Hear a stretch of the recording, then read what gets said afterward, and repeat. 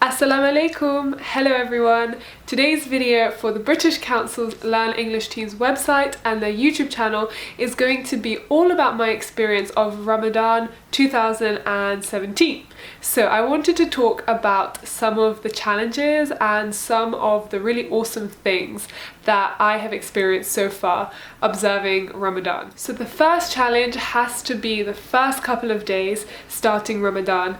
It was the hardest year this year because it just so happens that Ramadan has fallen on the period in which the days are getting longer in the UK because, you know, summer is starting to approach in full swing and the days are getting longer rather than shorter. The first couple of days are always the hardest for me because my stomach has to adjust to the amount of food I eat and also my eating times. If you're unfamiliar with how fasting works, Muslims cannot eat food from the time when the sun rises until after it sets. So here in the UK, the sun fully sets around 9 o'clock or 9:15 in my area. Each area has its own specific time, and that increases basically every day by a couple of minutes. So every day the fast is getting slowly but surely slightly longer. The next challenge is waking up very early in the morning to eat so that I can have something substantial and nutritious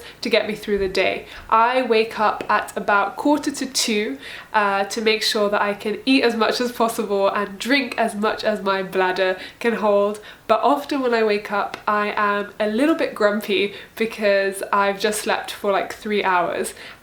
So I'm sorry, Mum. Trying to go back to bed after I wake up to eat in the morning before the day begins for fasting is another personal challenge for a couple of reasons.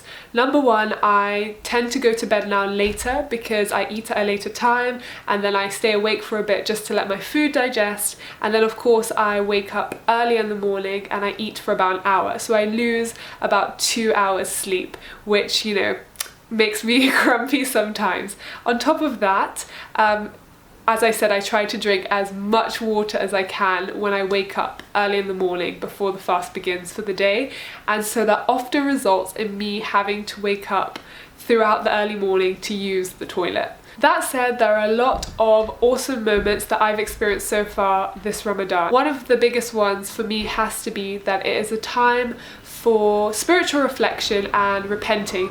It's a time where I can sit down, reflect on how I want to improve myself and also reconnect with God and just focus on my spiritual journey. Another way that Ramadan has helped me to reflect is by making me realize how fortunate I am.